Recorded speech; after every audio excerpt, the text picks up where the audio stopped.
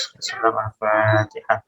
A'udzu billahi minasyaitonir rajim. Bismillahirrahmanirrahim. Alhamdulillahi rabbil alamin. Arrahmanir rahim. Maliki yaumiddin. Iyyaka na'budu wa iyyaka nasta'in. Ihdinas siratal mustaqim. Siratal ladzina an'amta 'alaihim ghairil maghdubi 'alaihim waladdallin. Selanjutnya mari kita dengarkan pemaparan kitab Mabadi Awaliyah oleh guru kita Habib Hasan Al-Idrus Waliyatafadhal. Bismillahirrahmanirrahim. Assalamualaikum warahmatullahi wabarakatuh.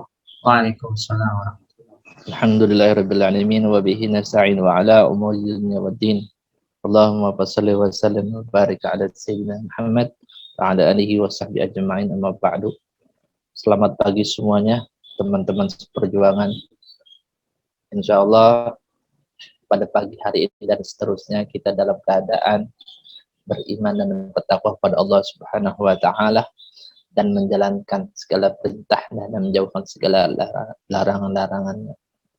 Dan insyaallah pembahasan yang kita bahas ini dan seterusnya kita tetap istiqamah di jalannya Allah Subhanahu wa taala dan di jalannya Rasul sallallahu alaihi wasallam. Adapun pembahasan pertama ini, kalau saya lihat dalam hal tersebut, kalau kita belajar dalam kimia, fisika dan matematika, ini adalah rumus sebetulnya. Rumus. Bismillahirrahmanirrahim.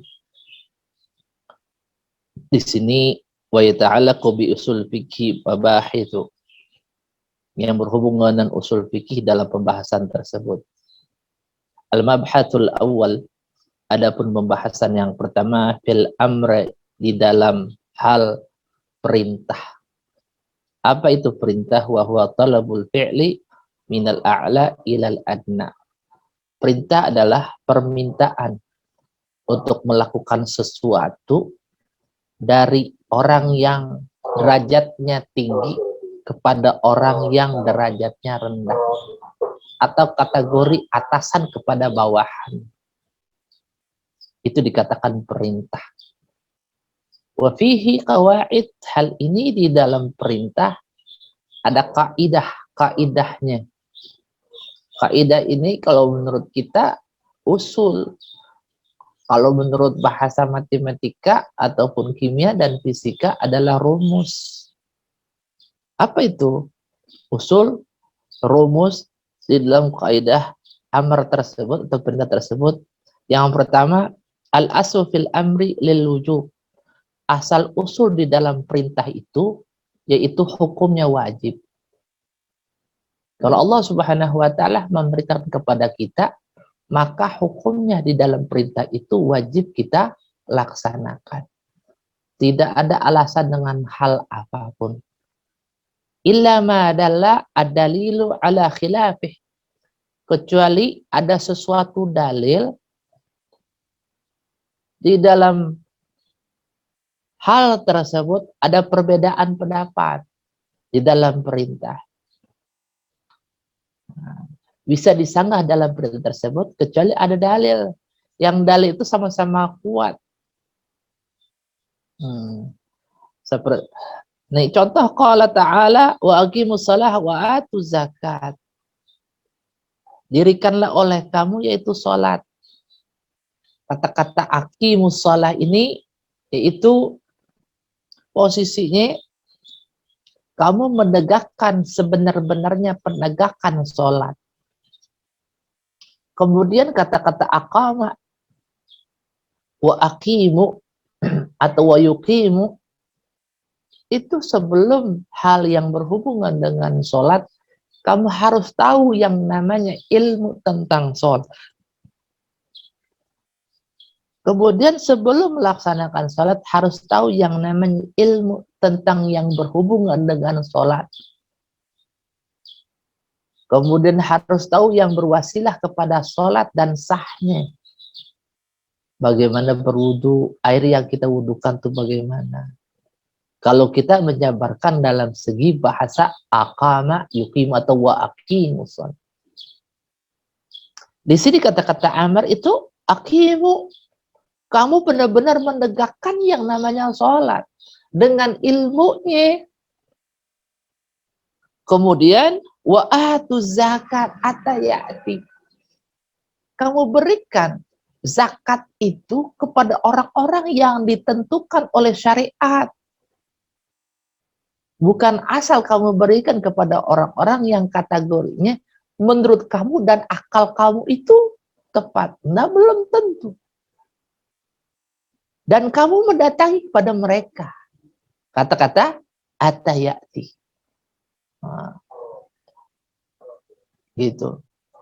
Di sini kata-kata zakat mencakup umum, baik zakat fitrah ataupun zakat mal. Itu asal usul di dalam perintah, maka hukumnya wajib. Kecuali ada dalil yang mengatasnamakan hal tersebut, ya kan? Ada perbedaan pendapat, kalau perbedaan pendapat pada hal tersebut boleh disanggah.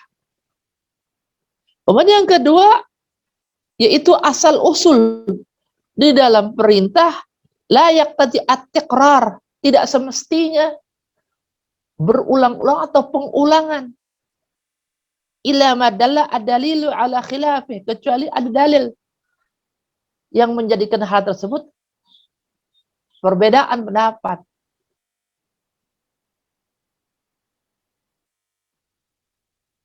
Seperti contoh Allah Subhanahu wa taala berfirman, qala Allah taala a'udzu billahi minasyaitonir rajim, bismillahirrahmanirrahim, atimul hajja wal umrata lillah.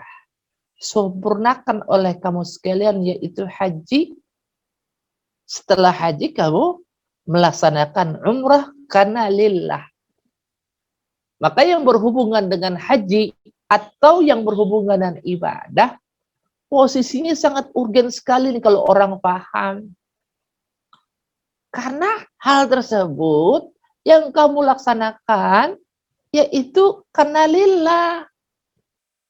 Bukan karena sesuatu yang sesuatu tersebut kamu khususkan. Itu bukan lillah lagi. Seperti berapa banyak orang yang pergi haji, tapi nggak ada imbas dalam haji tersebut. Karena di dalam beperginya itu bukan lillah mereka. Pergi haji, sampai sana nggak ada yang di dalam hati itu Allah Subhanahu wa taala mensupport giat, rajin di dalam ibadah. Bahkan mereka lemes atau melehoi di dalam ibadah. Karena niatnya bukan lillah.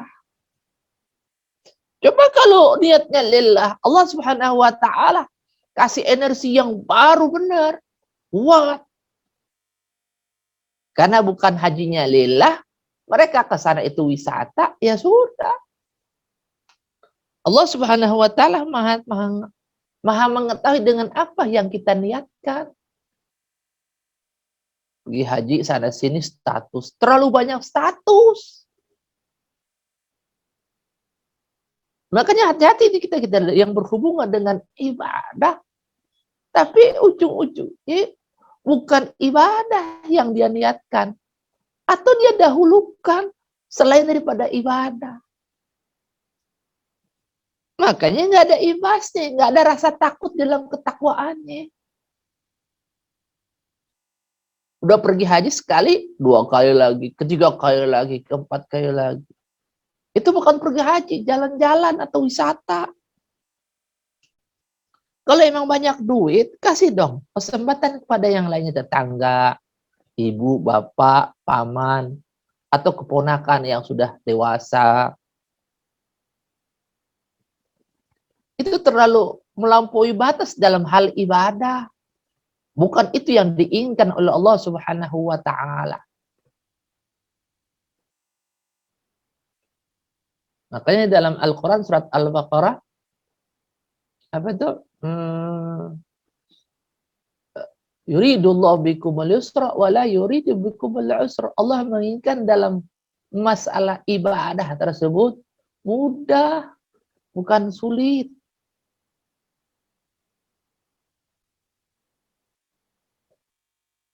Makanya kita dalam permasalahan agama ini kan kita harus cerdas, benar-benar cerdas. Karena kalau ya di dalam kehidupan ini kita melawan dengan hawa nafsu kita. Kan kita nggak tahu mana itu petunjuk, mana itu hawa nafsu. Yang menggambarkan hal itu semuanya adalah ilmu. Kalau nggak ada punya ilmu, kita dikelabui oleh nafsu kita. Begitu kan. Makanya yang berhubungan, lihat sekian haji dalam Al-Quran dan hadis Nabi, pasti yang berhubungan hal tersebut, di antaranya haji, lillah.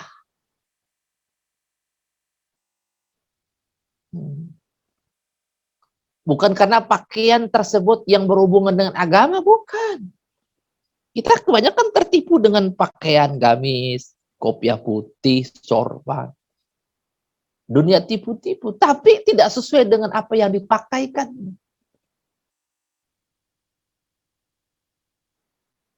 Yang ketiga, al-aslu fil amri la yaqtadi al-fawr. Asal usul di dalam perintah tidak semestinya langsung dijalankannya. Artinya al-fawr dengan segera. Enggak. Li'anna al-gharda minhu ijadul fi'li. Karena tujuan di dalam perintah itu menjalankan dengan apa yang diperintahkan, bukan langsung dikerjakannya. Yang penting mengerjakan. Min ghairi ikhtisasi bizaman. Tanpa menyebutkan khusus waktunya jam berapa, tanggal berapa, hari apa. Enggak menyebutkan kepada hal tersebut. Bizaman awal duna zaman tsani. Tidak menyebutkan di waktu pertama selain daripada waktu kedua. Tidak menyebutkan kepada hal tersebut. Yang penting kita melaksanakan perintah. Layak tadi al-fawr. Tidak semestinya dalam hal tersebut harus disegerakan. Harus bersegera. Enggak. Gitu kan? Nah, seperti sholat. Ya, orang kadang-kadang suka kelabu. Jika memang hal tersebut, ya kan, kita mendahulukan kepada waktunya sholat, waktu fadilah, itu lebih utama. Waktu fadilah itu kapan? Waktu fadilah bukan di awal waktu. Waktu fadilah itu, kalau menurut ulama fikih mengatakan, ketika posisi kamu dalam keadaan sibuk, tapi kamu mendahulukan di awal waktu, itulah kamu mendapatkan waktu fadilah. Tuh. Buka di dalam kitab takrir itu sedidah tuh, waktu fadilah itu waktu apa. Kemudian dibagi lagi waktu takhyir, waktu makruh, kemudian waktu tahrim, dibagi-bagi. Begitu. Karena dalam perintah itu tidak ditetapkan waktunya kapan. Harus menjalankannya waktunya tersebut. Enggak ditetapkan pada hal tersebut. Yang penting kalau yang berurusan contoh dengan sholat ini, contoh dengan sholat tersebut, masih di waktunya. Waktu dhuhr itu kapan? Ketika posisi matahari, ya kan? Kemudian lewat daripada zawal, pas di atas tengah-tengah, istiwa, sekian, zawal sedikit, ya kan? Kemudian itu bayangan condong ke arah barat, itu sudah masuk waktu dhuhr. Sampai kapan tuh? Sekian. Nah, sampai posisi bayangan itu menjadi 2 kali lipat. Kurang lebih kalau sekarang ini mungkin barangkali jam 3:30.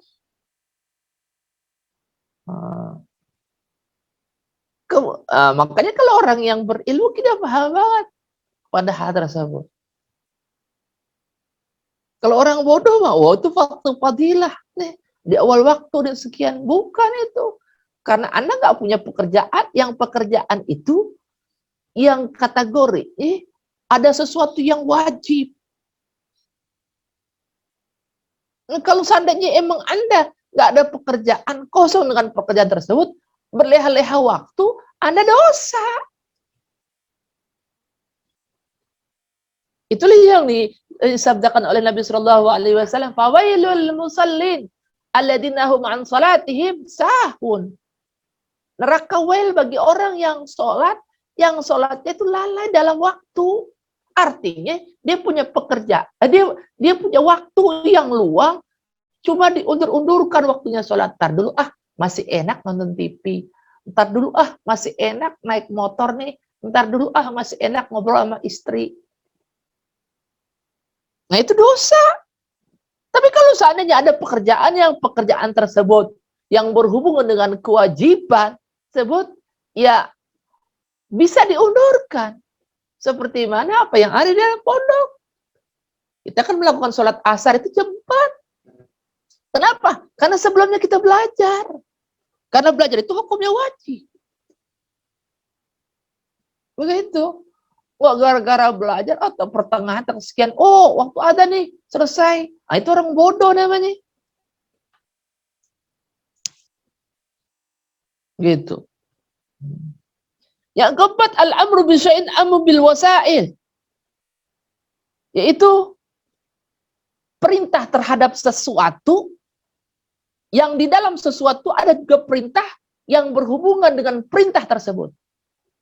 Contoh, ada perintah untuk sholat. Sebelum sholat, wasilah kepada sholat supaya sah itu apa? Berwudu dulu. Sebelum berwudu wasilahnya apa? Harus air yang suci lagi mensucikan. Berarti air suci lagi mensucikan. Itu perintah juga. Kemudian wudu juga perintah juga. Ada wasilah dari balik perintah tersebut. Di sini dikatakan al-amr bis-shalah, amr bit-taharah. Itu perintah wajibnya sholat, perintah juga untuk bersuci. Artinya sebelum melaksanakan sholat, bersucinya hal tersebut yaitu wudu. Dengan wudu tersebut adalah suatu perintah juga. Karena wasilah itu wudu. Di dalam menuju sholat. Lanjut. Al-amru bisyai'i nahyun an diddihi. Asal usul perintah terhadap sesuatu, di balik itu semuanya ada larangan yang bertolak belakang dengan perintah. Contohnya apa? Wa qulu linnasi husna. Berucaplah kepada semuanya orang dengan ucapan yang baik, yang bagus, tidak menyinggung orang.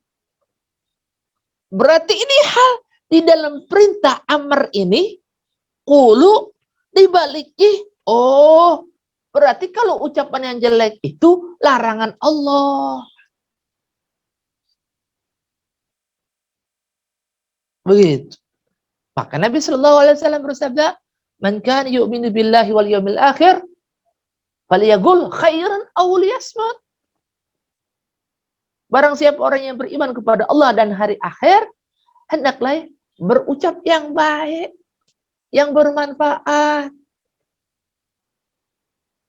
Kenapa? Karena segala satu hal apa yang kita sepak terjangkan di dunia ini berupa ucapan, itu semuanya akan dihisab oleh Allah, akan diperhitungkan oleh Allah. Bagi orang yang beriman. Beriman kepada Allah dan beriman pada hari akhir. Hari akhir itu dikatakan hari hisab. Gitu. Kemudian yang keenam, idza fu'il ma'mur bihi 'ala wajhillah. Al-wajhi yakhrujul ma'mur 'ala uhdatil amr. Apabila dilakukannya suatu perintah dengan perintah tersebut 'ala wajhihi, terhadap perintah, ya kan? Yakhrujul ma'mur an uhdatil amr. Maka hal itu sudah keluar jalur. Sudah terbebas dari perintah di dalam tanggungan perintah tersebut.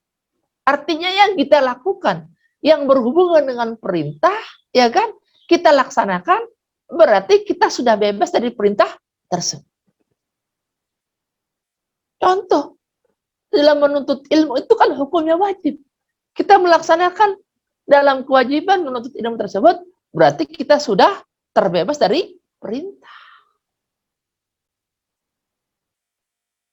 Contoh di sini, faida ada musyakhsu alma, fatayammama wa shalla, kharaja an ahad adatil amri, fala qada alaihi idza wajada al-ma'u. Apabila seseorang tidak ada air, maka dia tayamum, fatayammama wa shalla, maka orang itu sholat. Kharaja an ahdatil amri, maka orang tersebut telah keluar di dalam tanggungan perintah tersebut. Sudah keluar dalam tanggungan perintah karena perintah melaksanakan sholat. Ya kan? Dia melaksanakan sholat. Berarti sudah terbebaskan dari perintah. Maka falaqadha alaihi idza wajadal ma'u. Maka tidak ada qadha baginya apabila dia itu sudah mendapatkan air. Maksudnya hal tersebut bagi orang yang tayamum, ya, karena posisinya itu dia itu terlarang memakai air. Artinya dalam pembahasan ini perintah. Gitu. Perintah. Lanjut nggak ini? Coba komen.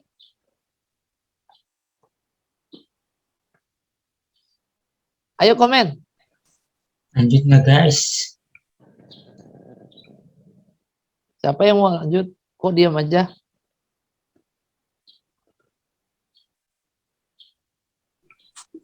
Lanjut, Beb. Lanjut. Kirain udah tidur.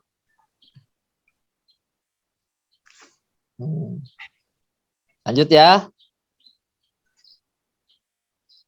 Nah, sekarang tentang finnahi. Al-mabhatsu tsani finnahi, yaitu pembahasan yang kedua di dalam larangan. Wa huwa talabu syai'i. Talabu tarqi minal a'la ilal adna. Yaitu permintaan untuk meninggalkan dari atasan ke bawahan. Bahasa kita gitu kan. Dari yang derajatnya tinggi ke derajatnya yang bawah. Itu asal usul di dalam hal larangan. Nah, yang berhubung larangan dan perintah ini a'la ila adna, sama aja. Ya kan? Contohnya satu, al-aslu fi nahyi litahrim illa ma dalla adalilu ala khilafih. Asal usul di dalam larangan ini maka hukumnya haram. Illa ma dalla adalilu ala khilafih. Kecuali ada dalil yang menunjukkan kepada hal tersebut ada perbedaan. Ya kan? Kayak macam rokok. Ya kan? Itu kan nggak kuat di dalam dalilnya tersebut. Nah, disangka dalam dalilnya. Ada dalil yang lainnya. Itu ada yang mengatakan haram, ada yang mengatakan makruh, bahkan ada yang mengatakan mubah, ada yang mengatakan juga sunnah. Gitu.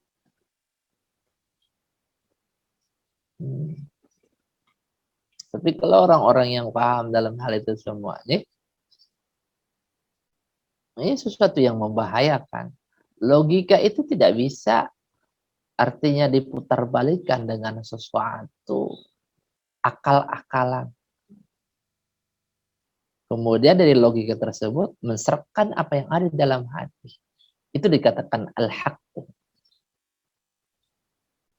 Maka Nabi SAW bersabda, as-sidqu tuma'ninatun. Sesuatu yang benar itu menenteramkan hati kita. Baik yang kita lakukan ataupun orang lain yang melakukannya. Kita bisa tahu hal tersebut apakah masuk akal ataupun tidak. Tapi kalau yang berhubungan dengan di luar daripada akal itu nafsu, pasti bertolak belakang dalam hal itu semua. Qala ta'ala wa la tufsidu fil ardi ba'da islahiha. Ini asal usul dalam hal tersebut, yaitu larangan, hukumnya haram. Janganlah kamu sekalian melakukan perusakan fil ardi di permukaan bumi ini. Apaan aja, melakukan perusakan, tidak boleh. Ba'da islahiha, setelah Allah Subhanahu wa ta'ala memperbagus ini bumi, menebang pohon, kemudian pohon tersebut kalau sudah gundul, tanahnya longsor. Karena dengan menebang pohon itu suatu yang fasad, tidak mengindahkan hal itu semuanya manusia.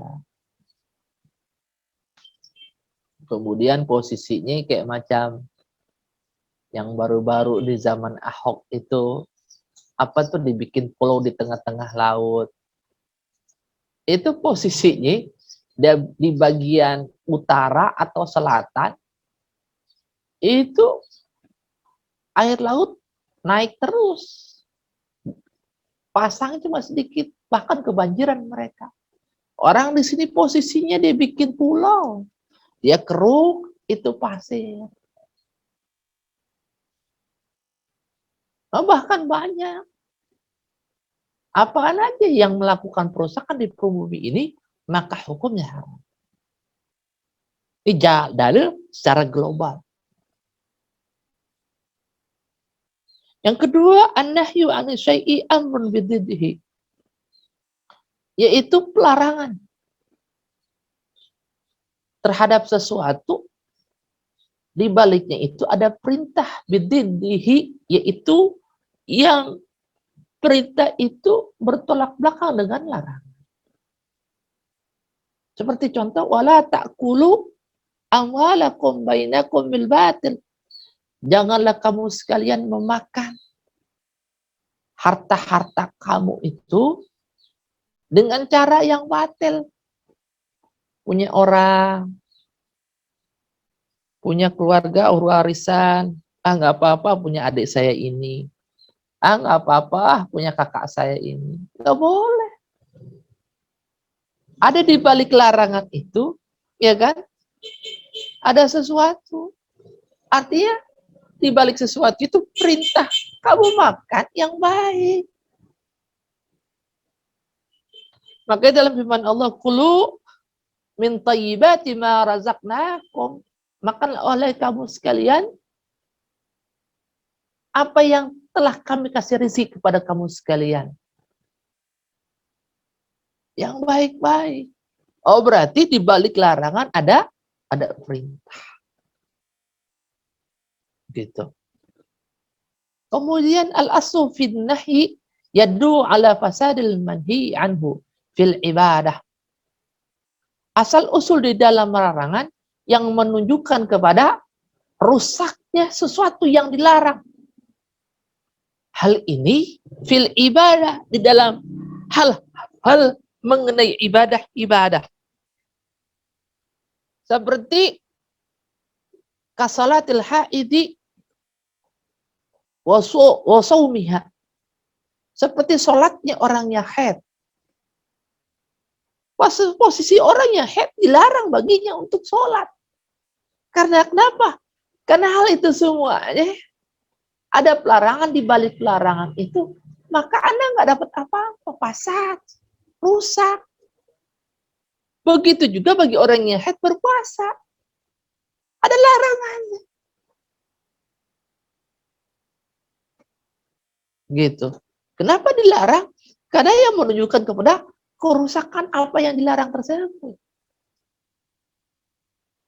Karena nggak masuk dalam persyaratannya.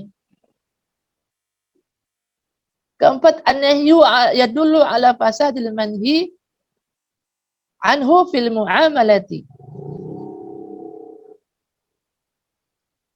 Larangan yang menunjukkan atas rusaknya sesuatu yang dilarang padanya yang berhubungan dengan fil muamalat. Yang berhubungan dengan yaitu jual beli in raja'a an-nahyu ila nafsil aqdi kama fil bai'il hasad.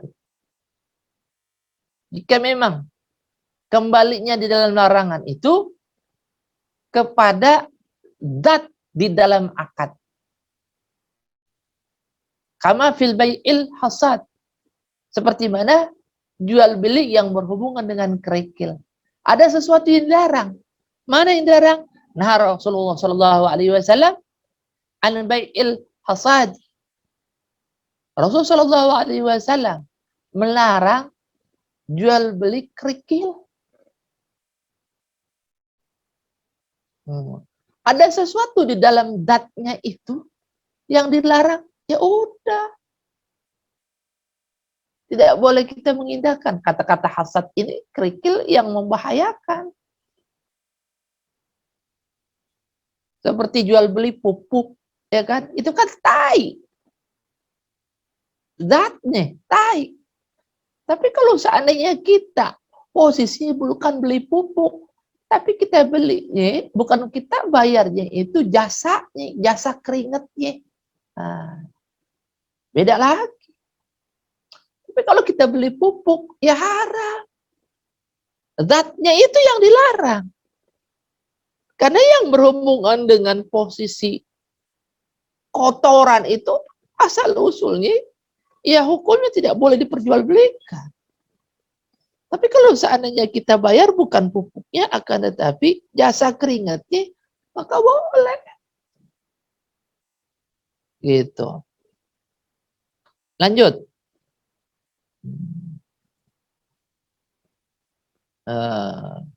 Wa in raja' ila al-amr al-khariji 'an al-'aqdi ghair lazim fala kama fil bai'i waqti tidak ijman. Jika memang hal tersebut kembalinya dalam perintah yang keluar terhadap akad, ya kan? Ghair lazim, sesuatu yang tidak lazim, wajib, fala, maka hal tersebut tidak menjadikan suatu haram. Seperti kama fil bai'i waqti nida'i jum'ah. Seperti mana? Jual beli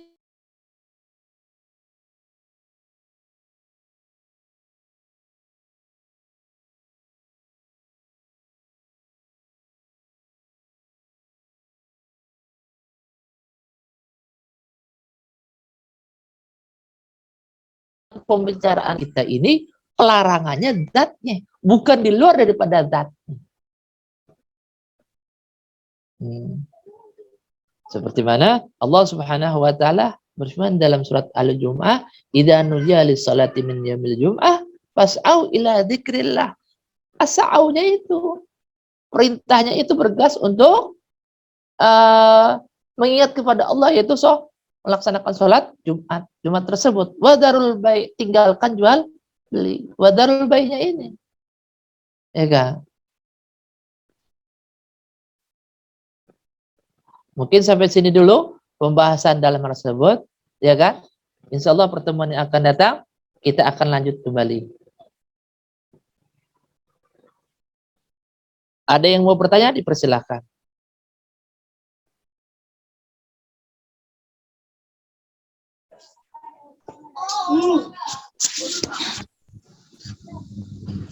Anabib. Iya, silakan. Bismillahirrahmanirrahim. Assalamualaikum warahmatullahi wabarakatuh. Waalaikumsalam. Mana videonya, ada nggak orangnya? Ada, Beb. Iya, Nurul Komar. Yang kita hormati Habib Hasan, Al-Idrus, dan juga seluruh asatidz semuanya. Yang pertama, untuk ilmu usul fikih ini bisa dipakai di selain hukum fikih apa tidak, Beb? Kadang kan orang itu memakai ketika kita dalam kehidupan sehari-hari gitu, memakai dalil usul fikih seperti itu. Nah, itu bisa dipakai apa enggak? Seperti itu. Oke. Nah, kemudian yang kedua, di sini ketika saya alhamdulillah saya udah 2 tahun kalau nggak salah ya jadi alumni. Nah, saya di luar itu menemukan ya berbagai macam kriteria orang lah seperti itu, dan berbagai macam sistem pendidikan di pesantren maupun di sekolah seperti itu. Nah, ketika waktu tahun pertama saya ngajar di kalangan Alawiyin. Di situ kalangan habaib semua, mereka kental dengan tradisi para habaibnya, bagus banget, bagus. Dan seperti yang diamalkan Nurul Iman, itulah yang diamalkan para habaib, yang saya rasakan seperti itu. Kemudian saya pindah lagi ke pesantren jadi musrif seperti itu. Jadi musrif di sini ya antara laki sama perempuan tuh campur. Ya, memang pondoknya bisa, tapi kalau taklim campur bisa bertemu langsung. Dan saya pun kadang ngajar di perempuan juga. Nah, itu hati itu kayaknya belum serak aja seperti itu. Dan juga ketika sharing-sharing sama muslim-muslim yang lain di pondok-pondok lain tuh pondok-pondok khususnya pondok modern sekarang ya mengatasnamakan mungkin berdiri di atas semua golongan. Jadi mereka itu NU masuk, Muhammadiyah masuk, kemudian semua aliran masuk ke situ. Jadi mereka tidak condong ke bendera yang mana seperti itu. Cuma yang saya rasakan itu ya mungkin sepikir saya itu berarti apakah itu toleran, apakah seperti apa gitu loh. Karena kan nanti kalau seperti itu dia nggak pakai maulid, dia nggak pakai tahlil, dia nggak pakai apa segala macam dengan dalil berdiri di atas semua golongan. Sedangkan kita aswaja harus maulid, harus tahlil, harus apa gitu pendapatnya. Antum mohon pendapat dari Habib seperti apa? Syukran. Assalamualaikum warahmatullahi wabarakatuh. Waalaikumsalam warahmatullahi wabarakatuh. Terima kasih pertanyaannya Ustadz Nurul Komar yang selalu senantiasa konsisten. Adapun pembahasan dalam hal ini seperti mana Ustadz Nurul Komar bertanya tadi, apakah dalil usul fikih ini bisa dipakai dalam kehidupan sehari-hari? Ya. Kan saya sudah bilang dari yang lalu, munculnya sesuatu fikih, munculnya sesuatu usul fikih ini ada fikih yang di dalam membahasnya. Seperti fikih itu melarang memakan sesuatu yang berhubungan dengan bangkai. Nah, kemudian di saat membangkai taksiat, bagaimana kalau seandainya dalam keadaan darurat, ya kan, memakai bangkai tersebut? Dalam hal tersebut, itu larangannya usul fikih. Muncullah usul fikih dalam hal itu semua. Munculnya usul fikih ini karena ada sesuatu pembahasan di dalam fikih itu. Makanya antara usul fikih dan fikih itu satu kesatuan. Tidak bisa di dalam hal ini yang posisinya itu kita pisahkan. Gitu. Makanya kita kan masih istilahnya masih meraba-raba nih dalam hal ini semuanya. Seperti mana yang Ustadz Nurul Komar rasakan sekarang. Bagaimana nih posisinya kehidupan kita ini berpanorama. Banyak banget dalam segi golongan ini, golongan itu. Ada yang mengatakan maulid, ada yang mengatakan enggak maulid. Ada yang mengatakan ini sekian, ada yang mengatakan sekian. Nah, makanya oleh sebab itu kita harus mengetahui asal-usul dalam segi hukum. Kita lihat menimbang dalam sesuatunya. Tidak bisa juga memaksakan harus maulid. Tapi di balik ini sebenarnya kita harus punya prinsip. Walaupun dia enggak maulid, saya punya pilihan tetap maulid. Walaupun mereka berbeda mazhabnya, tapi tetap saya ini mazhabnya Syafi'i. Gitu. Walaupun mereka itu posisinya beda guru tersekian, saya tetap berpegang sama ajaran guru saya. Saya juga sama di sini. Posisinya tempat tinggal di mana yang mereka itu posisinya berpanorama dalam si madhab. Ada Wahabi yang nggak pakai kunut. Di saat dia melaksanakan, di saat dia menjadi imam, saya ikut. Tapi di saat mereka i'tidal, kemudian saya kunut sendiri, boleh. Bukan menjadikan hal itu semuanya gara-gara nggak kunut, akhirnya posisinya kagak sholat berjamaah di masjid. Makanya kita nggak menimbang dalam hal ini semuanya. Tidak. Sekarang posisinya sholat berjamaah itu hukumnya apa? Dan kunut itu hukumnya apa? Kita timbang menimbang dalam hal ini semuanya dalam segi hukum. Gitu. Apakah yang disebabkan percekcokan, yang disebabkan karena maulid dan mereka tidak paham sehingga kita mengharuskannya? Gitu loh. Atau memang posisi mereka ya memang posisinya nggak cocok dengan hal tersebut, bukan karena nggak cinta atau bagaimana tersian. Mungkin di saat itu mereka kurang paham ataupun belum paham. Kayak macam dulu Ki Haji Agus Salim, awal muasalnya dulu melarang di dalam dirinya dan organisasinya untuk haul, ya kan? Bahkan tahlil. Kemudian setelah kemari-mari, Ki Haji Agus Salim menganjurkan dalam hal itu semuanya tahlil, haul. Itu ada dalam kitab Habib Salim bin Ahmad bin Jindan, karena temannya kan. Kata Ki Haji Agus Salim, dulu aku melarang kepada kamu sekalian haul dan tahlil karena saya itu baru sedikit membaca kitab. Gitu loh. Kalau sekarang, alhamdulillah, saya sudah membacanya dan sudah menemukannya. Itu kan proses orang itu. Gitu loh. Kayak macam kita, asal muasalnya baru mengenal ilmu apa yang di pondok, merasa diri benar. Setelah pertengahannya itu, wah terlalu banyak salah saya ini. Pas kesana-sana menelusuri, saya ini paling goblok. Maka muncullah yang dikatakan tawadu. Begitu. Makanya dalam menghadapi hal ini semuanya, berpanoramanya manusia, ya kan? Berbedaan pendapat. Ya, kita harus rahmat kepada mereka. Rahmatnya kita bagaimana nih posisinya? Rahmatnya kita harus mengetahui asal-usulnya. Mereka itu sampai seperti itu di dalam memahaminya. Begitu.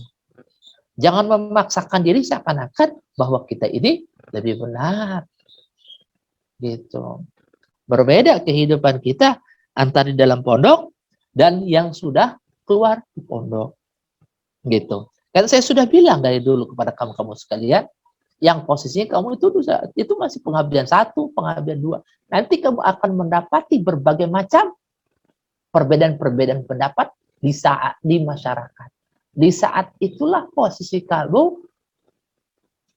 waktu belajar dari dulu sampai sekarang dibutuhkanlah ilmu itu. Begitu. Jadi seperti itu jawabannya. Ustadz Nurul Komar. Yang lainnya lanjut.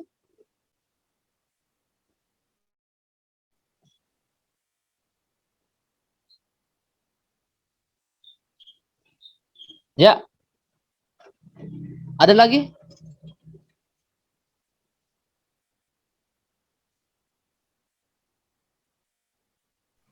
Silakan yang ingin bertanya. Silakan.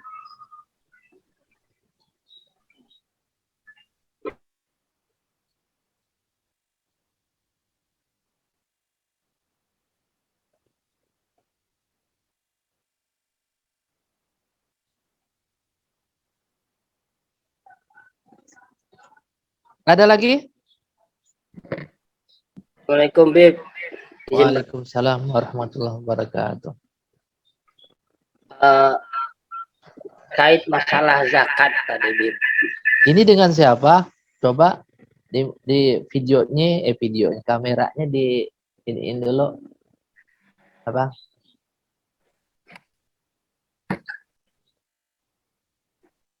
Saya, Bib. Iya. Ya, enggak usah malu-malu dong. Ya, Bib. Ya. Ya. Ini pertanyaan tentang zakat. Nah, sekarang kan ada pengembangan itu, zakat profesi lah, zakat pendapatan. Nah, itu mutamatnya bagaimana, Pi? Emang itu dipakai di kalangan Imam Syafi'i mayoritas, apa emang dari mazhab lain gitu?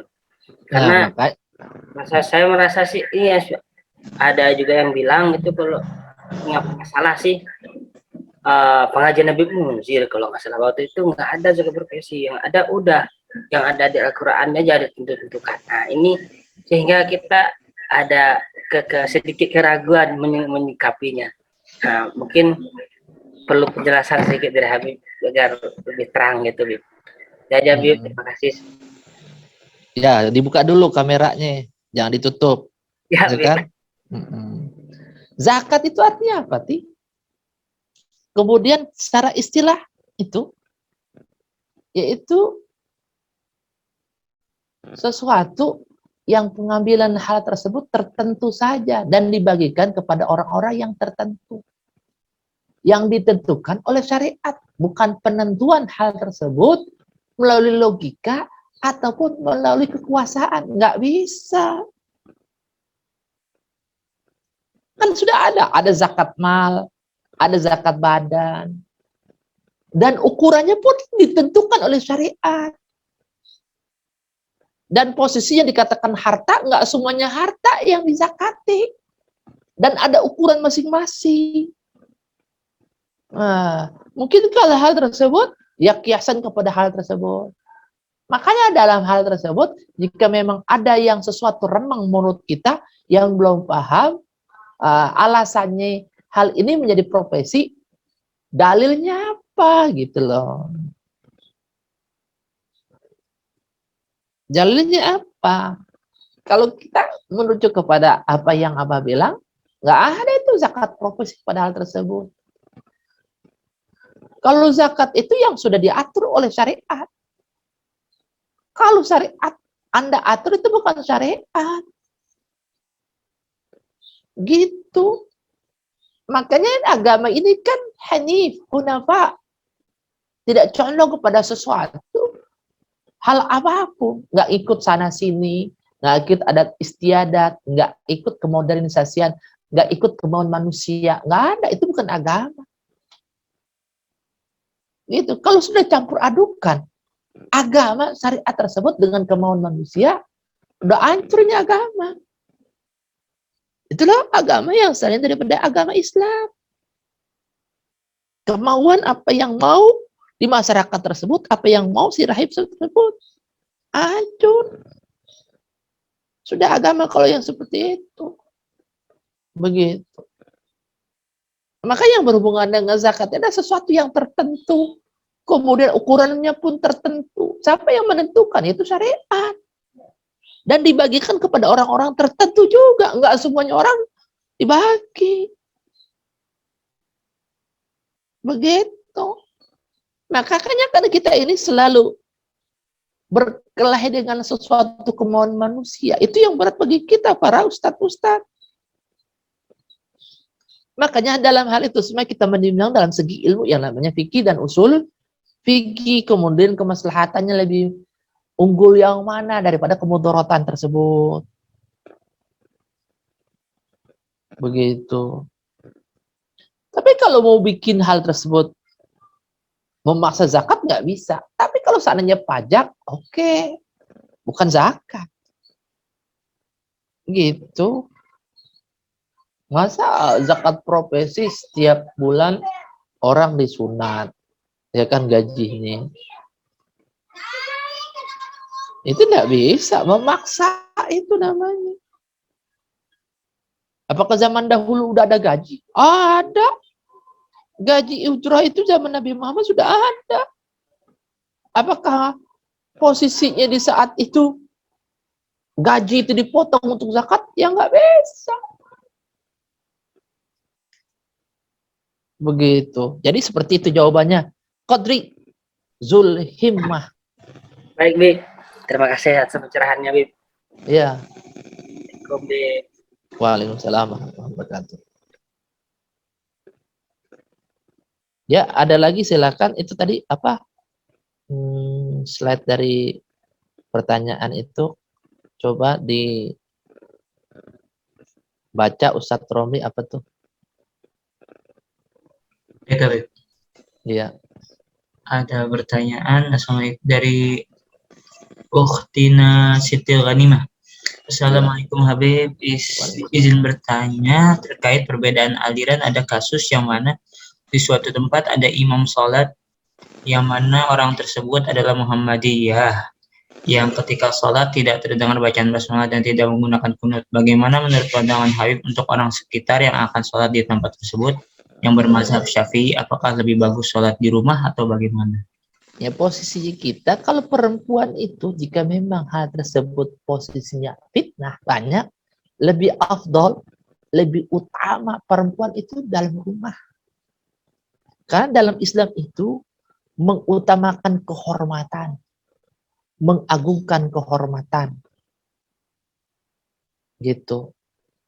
Yang kedua, jika memang hal tersebut sudah kepepet, kita berimamkan dengan dia, posisi dalam hal itu, jika memang nggak serak, ya cukup di dalam hati itu berniat mufarakah anil jamaah, memisahkan diri daripada jamaah. Niatnya cuma niat di dalam hati, tapi tetap di tempat. Begitu, tetap di tempat. Tapi kalau seandainya kita posisi hal tersebut paham dalam hal itu semuanya dalil, sebetulnya ya nggak apa-apa juga.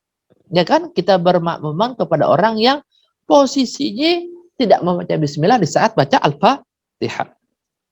Mungkin itu orang tidak bermadhab Maliki, akan tapi hanya sekedar menukil dari hadis Nabi. Bernukil dari hadis yang diriwayatkan oleh sahabat. Tapi kalau menurut madhab Maliki, di saat sholat membaca bismillah, di saat kita membaca Al-Fatihah, baca bismillah. Ada yang mengatakan haram, ada yang mengatakan makruh. Ada perbedaan pendapat. Kata Imam Maliki mengatakan, Bismillahirrahmanirrahim itu bukan bagian daripada surat Al-Fatihah. Imam Syafi'i mengatakan, ayatun minha. Adapun Bismillahirrahmanirrahim itu adalah bagian daripada surat Al-Fatihah. Kedua-duanya, baik madhab Maliki dan madhab Imam Syafi'i, kedua-duanya surat Al-Fatihah itu berjumlah 7 ayat. Akan tapi berbedanya wakafnya. Begitu. Buka tuh dalam surat, di dalam kitab tafsir Sawi, di situ diterangkan gamblang dan jelas semuanya. Baik tidak membaca Bismillahirrahmanirrahim ataupun membaca Bismillahirrahmanirrahim. Di situ semuanya ditahu tuh. Gitu. Ada lagi yang bertanya, silahkan.